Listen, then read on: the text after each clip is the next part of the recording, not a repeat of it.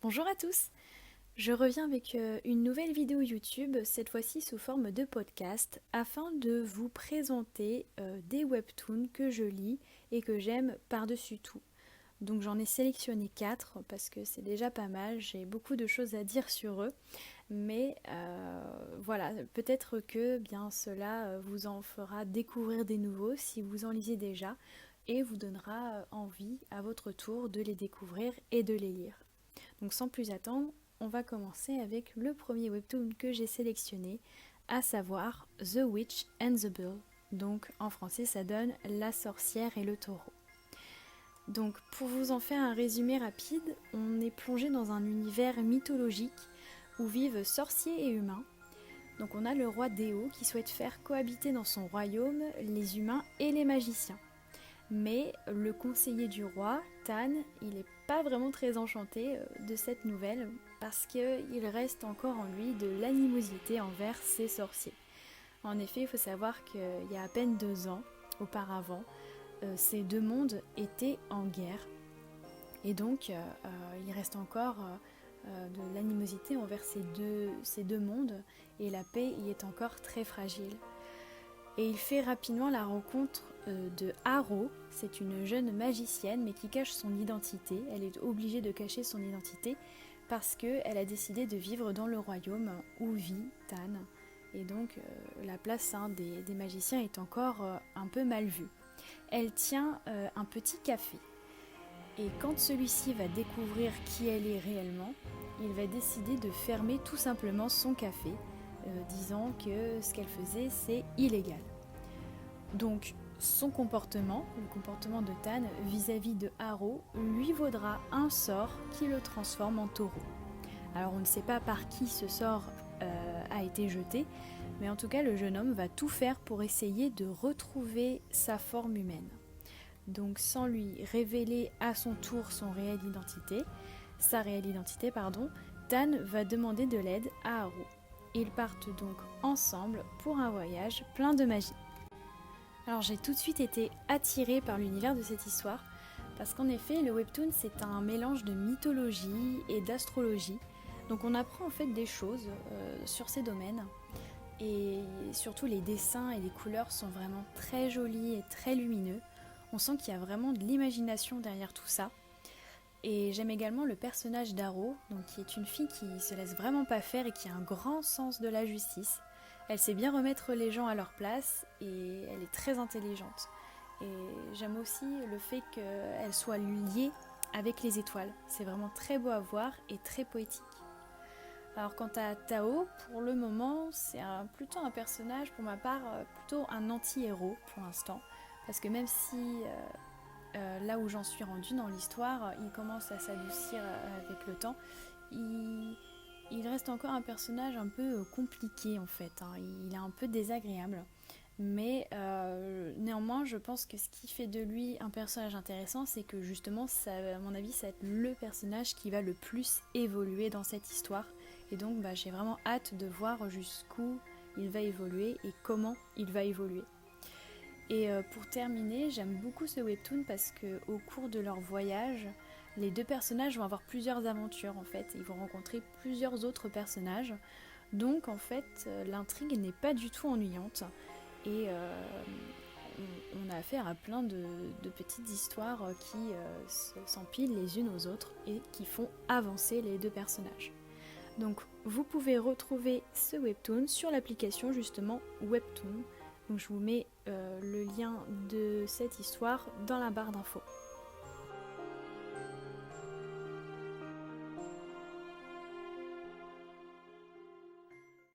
Alors pour cette deuxième sélection webtoon, cette fois-ci il s'agit d'une histoire policière et mystère.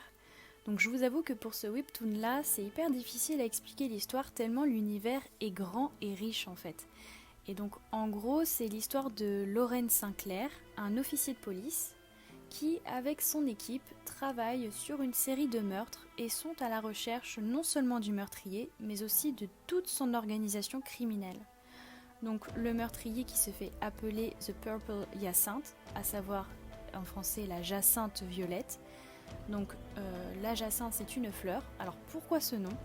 parce qu'en fait, le meurtrier laisse toujours cette fleur sur le lieu de ses crimes.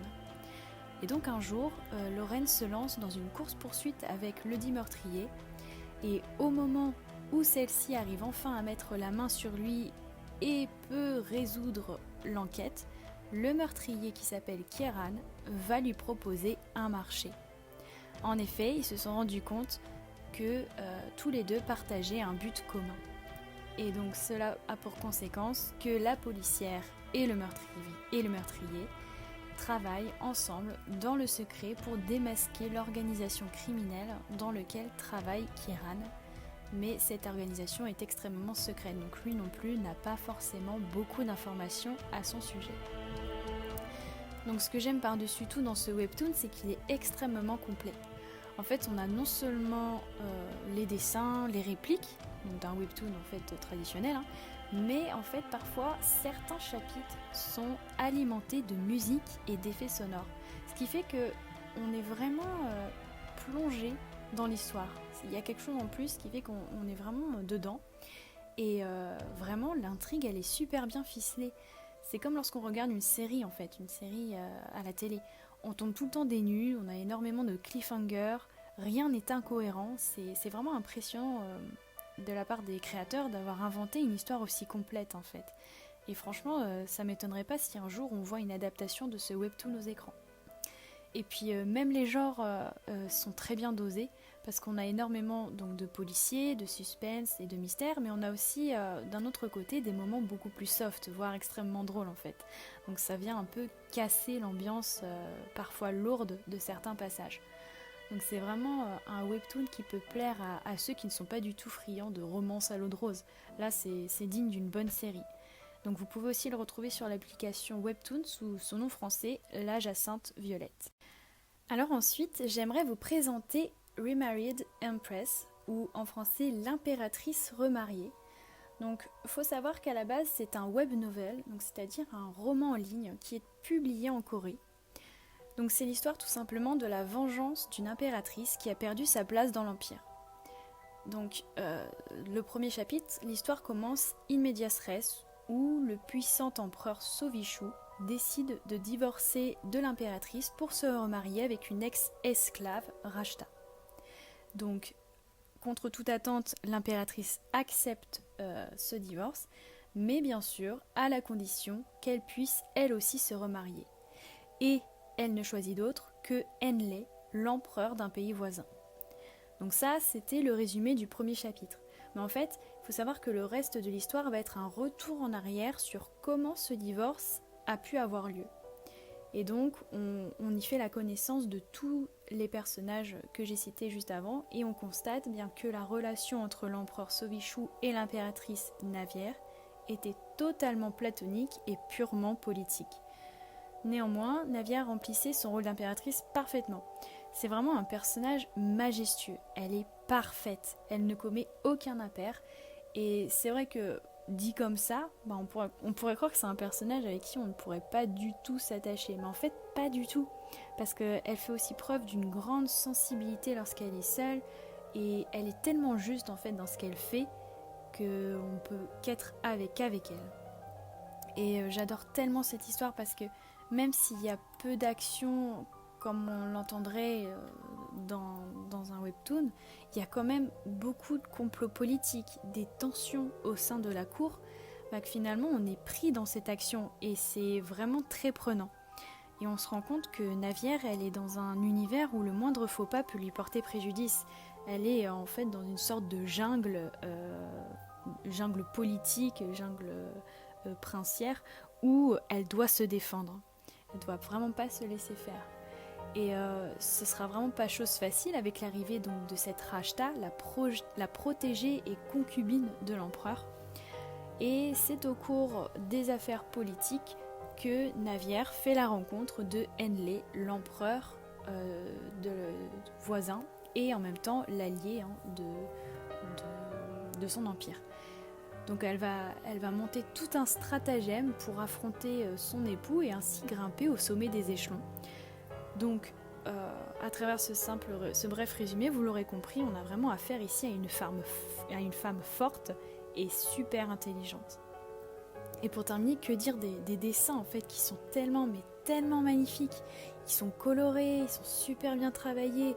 Et puis rien qu'en voyant les tenues de l'impératrice qui changent tout le temps, qui sont aussi autant splendides les uns que les autres, ça donne vraiment envie de le regarder. Rien que pour ça, il faut lire cette histoire parce que on en prend vraiment plein les yeux. Et donc vous pouvez aussi retrouver ce webtoon sur l'application Webtoon, donc en français, ça va de soi. Et enfin, pour terminer, j'aimerais vous présenter un manhwa, c'est-à-dire une bande dessinée chinoise. Donc c'est en ce moment le webtoon que j'aime le plus parmi les 4 là que je vous ai cités. Donc en fait, l'intrigue prend place dans un univers totalement imaginaire, mais largement inspiré d'éléments de la Grèce, de Rome et Perse antique. Donc l'histoire se déroule sur l'empire de Théodore, qui est séparé en fait en 2 royaumes. Il y a le royaume de l'Est et le royaume de l'Ouest. Et en dehors de l'empire de Théodore, il y a un 3e royaume, le royaume de Saga. Donc ce royaume a été dans le passé en guerre avec le royaume de l'Ouest. Donc même si la guerre est terminée, la paix y est très instable et peut éclater à tout moment en fait. Donc pour éviter cela, les 2 rois des 2 royaumes ont signé un traité de paix incluant en échange des otages de guerre pour montrer leur sincérité. Donc qui dit otage de guerre dit otage de choix, de qualité. Donc les 2 rois ont échangé leurs 2 princes héritiers. Le prince Lassio du royaume de Saga et le prince Alas du royaume de l'Ouest. Mais bien sûr, vous devinez sans doute que tout ne va pas se passer comme prévu et en effet, cette paix n'était qu'une simple façade. Les 2 rois n'avaient aucunement envie de s'allier. La guerre va de nouveau éclater et c'est là que l'histoire se concentre sur 2 personnages, à savoir le prince Lassio, qu'on a évoqué avant, du royaume de Saga, et son ami d'enfance qu'il a rencontré lorsqu'il était en otage de guerre, la princesse Sienna du royaume de l'Ouest. Et donc c'est mon webtoon préféré parce que j'aime beaucoup la manière dont l'univers il a été créé et exploité. On comprend en fait qu'il y a des différences de coutumes entre ces 2 royaumes et qu'il faut donc s'y tenir et les respecter. Et le royaume du prince Lassio inspire beaucoup de crainte envers les gens du royaume de l'Ouest parce que pour eux, ils sont connus comme étant barbares. Et donc ça alimente vraiment ici cette idée de paix instable. Et j'aime beaucoup la personnage principale qui est vraiment très intéressante parce que c'est une battante et c'est pas une pleurnicheuse comme on aurait peut-être l'habitude de voir dans des mangas ou dans d'autres histoires comme ça. Et même si au début je vous avoue que je la détestais parce qu'elle était assez capricieuse, elle a vraiment rapidement évolué. Elle désire vraiment s'impliquer pour le royaume et n'hésite pas à montrer son courage en tenant tête à la cour royale, en bravant même parfois les étiquettes.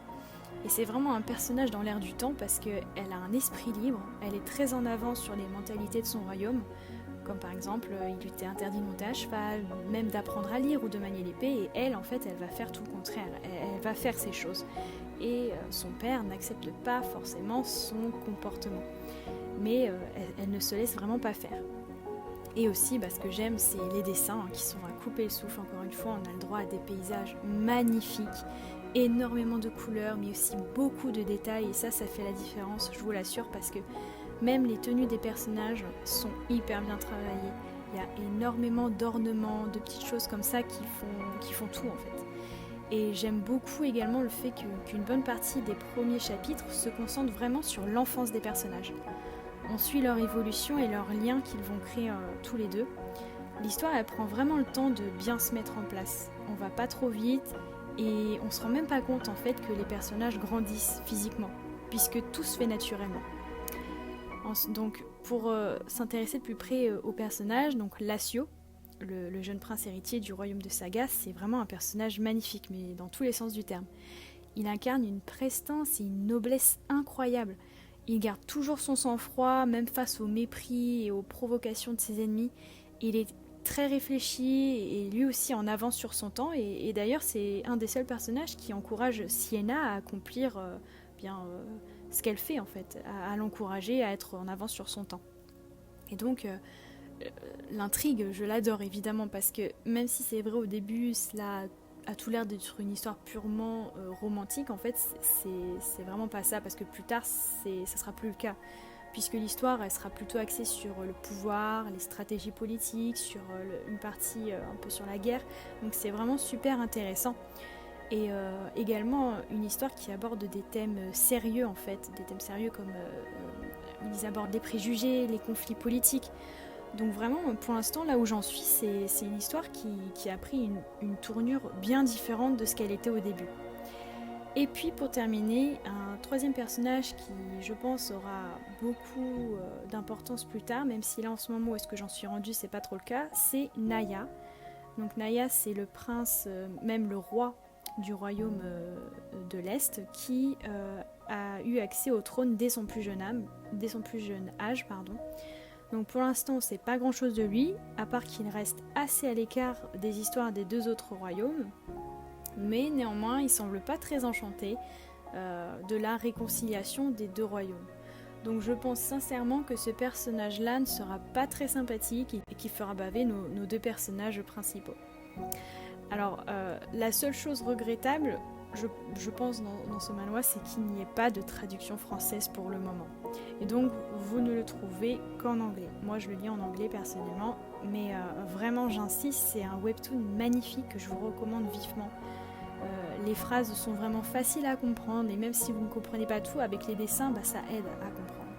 Donc je vous invite quand même à aller voir parce que franchement vous en prendrez plein les yeux. Et donc vous pouvez retrouver ce webtoon sur le site Mangadex. Donc là encore je vous mettrai le lien dans la barre d'infos. Je vous remercie d'avoir écouté cette vidéo. C'est la première fois que je m'essaie à cet exercice de podcast, mais ça m'a vraiment plu. Donc peut-être qu'à l'avenir, j'en ferai d'autres. Mais voilà, en tout cas, je vous encourage à aller voir ces 4 webtoons qui, je pense, peuvent vous intéresser. Surtout, j'ai essayé de prendre des genres divers et variés. Donc il y en a pour tous les goûts.